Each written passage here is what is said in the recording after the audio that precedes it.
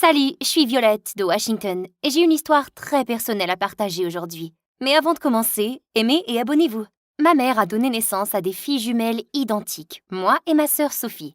Alors bien sûr, mes parents nous ont habillés avec les mêmes vêtements et ont tressé nos cheveux avec des rubans assortis. Mais les gens pouvaient facilement nous distinguer pour une raison. Sophie est née avec une légère déformation du visage.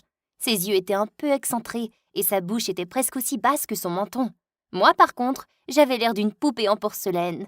Et partout où nous allions, les gens me regardaient avec envie. « Elle est juste trop belle pour être vraie !»« Regardez ses beaux yeux bruns !»« J'ai les yeux de la même couleur !» Mais tout le monde a ignoré Sophie, et ça l'a vraiment énervée. Je n'arrêtais pas de lui dire qu'elle était aussi jolie que moi, mais elle ne voulait pas en croire un mot. Au fil des années, ma sœur a fini par me détester. Sophie faisait tout ce qu'il pouvait pour que je sois aussi triste et en colère qu'elle. Elle répandait des rumeurs sur moi à l'école, volait mon journal intime, et une fois, elle a essayé de me raser les sourcils.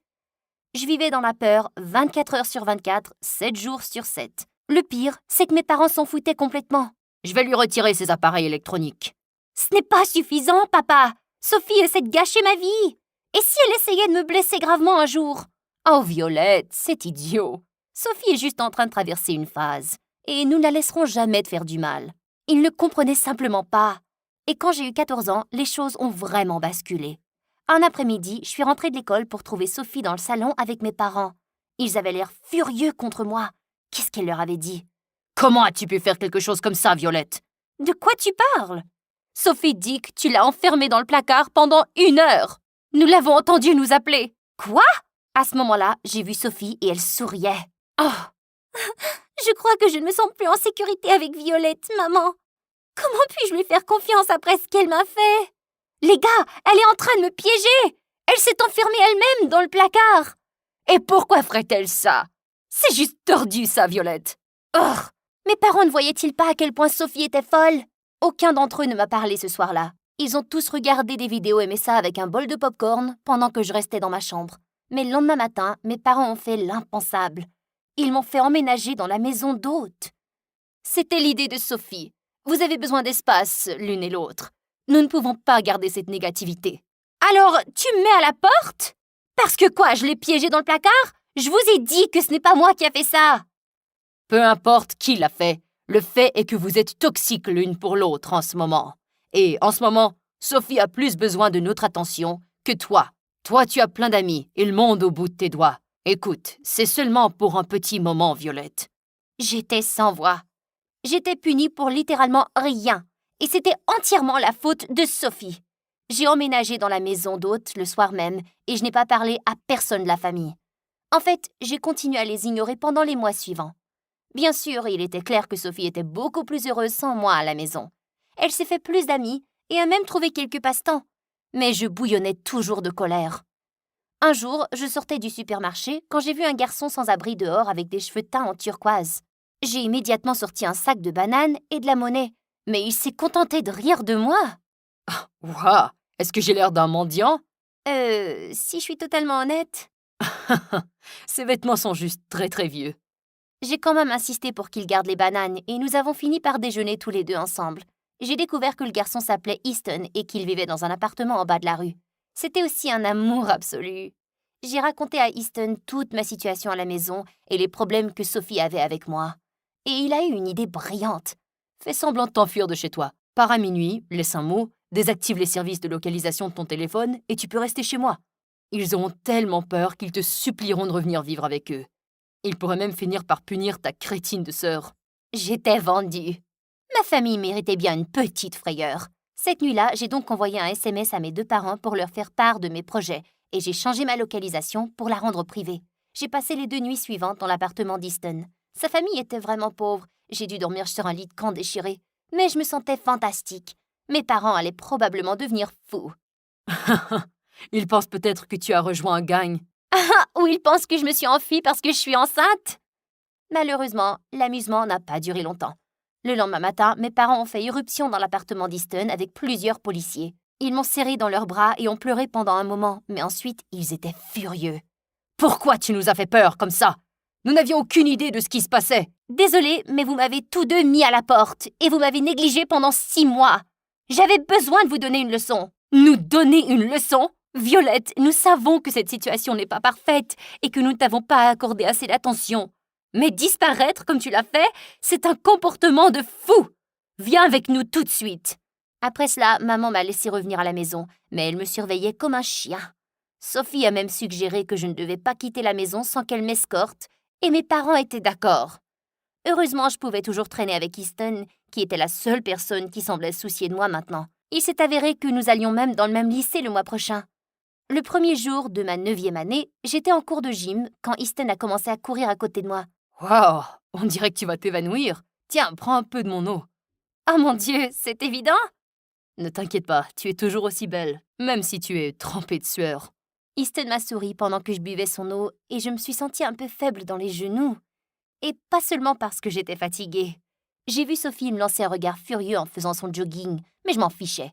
Au fil des mois, Easton et moi sommes devenus de plus en plus proches. Et chaque fois que Sophie était méchante, il me défendait toujours. Tu peux te moquer de la robe de Violette autant que tu veux, mais c'est elle qui a reçu une invitation à la fête, et pas toi. Secrètement, j'avais le plus gros béguin pour Easton.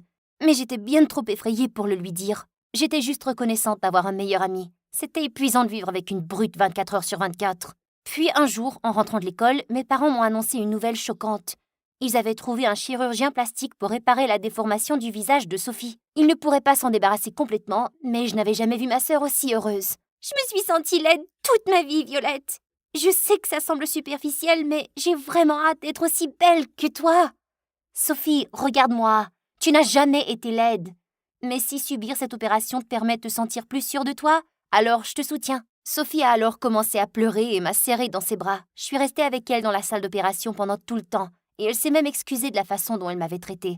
Et j'étais contente. J'étais prête à abandonner nos folles disputes. Après l'opération de Sophie, les choses ont changé entre nous. Sophie ne semblait plus jalouse de moi et a même commencé à traîner avec moi et Easton. Puis un jour, je suis rentrée dans mon jardin et j'ai presque eu une crise cardiaque. Sophie était en train d'embrasser Easton. Hé! Quelqu'un voudrait bien me dire ce qui se passe ici? Eh bien... Violette, je voulais te le dire. Easton et moi, nous nous aimons bien et je l'ai invité à sortir. J'avais l'impression que j'allais vomir.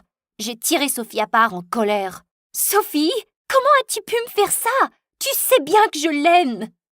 Je sais que tu l'aimes et je suis désolée, mais je traîne avec Easton depuis quelques semaines et nous avons une vraie connexion.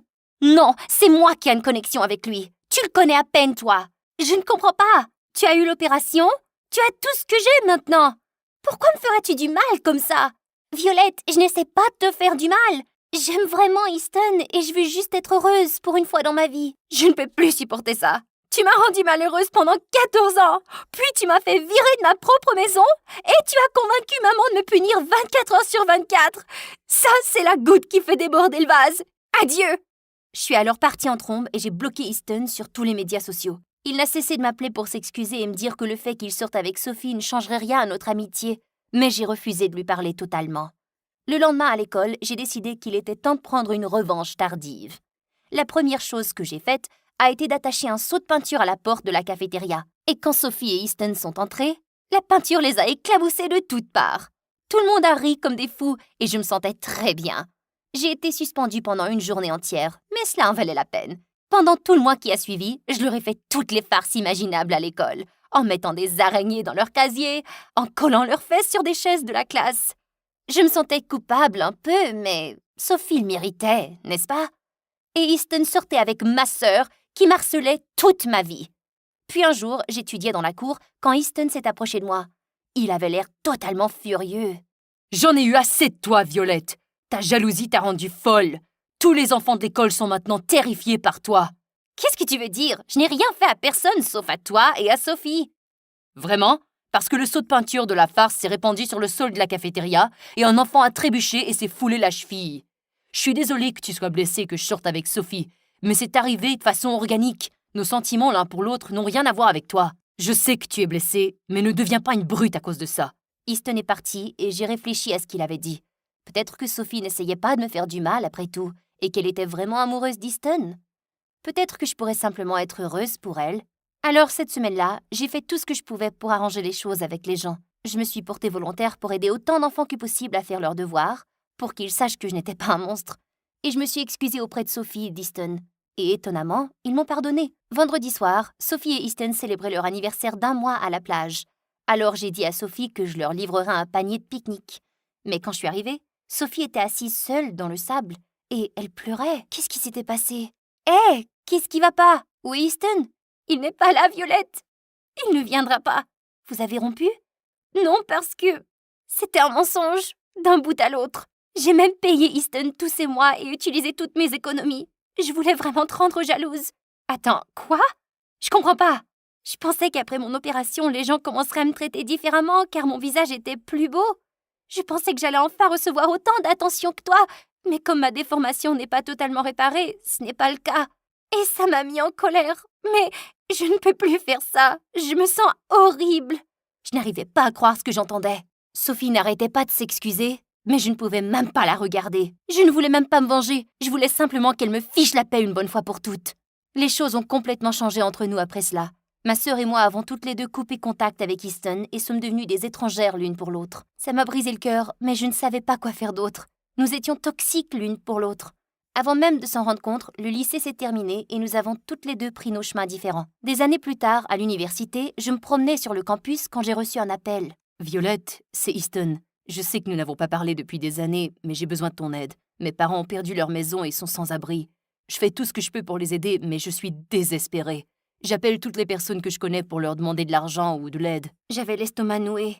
Je détestais toujours Easton pour ce qu'il m'avait fait, mais il était manifestement en crise. J'ai donc acheté un tas de nourriture et de vêtements et je suis arrivée au refuge des sans-abri. Mon Dieu, tu es un ange. Je peux pas te remercier assez. C'est bon, je fais pas ça pour toi, je fais ça pour tes parents. Et je ne veux plus jamais te voir après ça. Est-ce que tu comprends? Oui, ce que je t'ai fait était impardonnable. Ah, je peux te dire quelque chose? Je n'ai jamais voulu suivre le plan de rendez-vous de Sophie. La seule raison pour laquelle j'ai accepté, c'était parce que ma famille avait toujours eu des difficultés monétaires. J'ai toujours été terrifiée par l'idée que nous finissions par vivre dans la rue. Ce n'est toujours pas une excuse, surtout parce que j'étais amoureux de toi. Ma tête a commencé à tourner. Je n'avais aucune idée qu'Easton avait autant souffert. Et je n'avais aucune idée qu'il m'aimait. J'ai décidé qu'il était temps de réparer les choses. Ce soir-là, je suis rentrée à la maison et j'ai convaincu mes parents d'accorder un prêt à la famille d'Easton. Puis j'ai demandé s'ils pouvaient inviter Sophie à dîner. Oh chérie, c'est une idée merveilleuse! Elle va bien ces jours-ci, mais elle parle beaucoup de toi, tu sais. Pour une raison quelconque, j'étais heureuse d'entendre cela. Lorsque Sophie est arrivée, elle a couru vers moi pour me serrer. « Oh, Violette, je suis si heureuse que tu sois là! En fait, je t'ai acheté des cadeaux! » Sophie m'a tendu un énorme sac cadeau, à mon grand choc. Elle m'avait acheté toutes sortes de cadeaux coûteux, comme du parfum, des bijoux et même un iPad tout neuf. Je sais que rien de tout cela ne peut compenser la façon dont je t'ai traitée, mais je t'aime, Violette. Et si jamais tu veux avoir une relation, eh bien, je suis là. Merci, Sophie. Ça signifie beaucoup. Tu m'as vraiment fait du mal, mais cela fait quelques années quand même.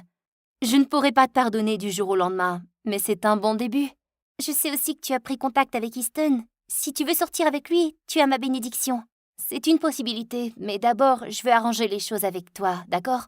Même si, bien sûr, Sophie a invité Easton plus tard et nous a laissés seuls sur notre porche. Je suis vraiment content que les choses se soient améliorées. Penses-tu que tu pourrais un jour me pardonner aussi? Je ne peux pas t'oublier. Waouh, je ne le savais pas. Mais il me faudra du temps pour te faire à nouveau confiance. Je comprends cela, et je suis prêt à t'attendre aussi longtemps qu'il faudra.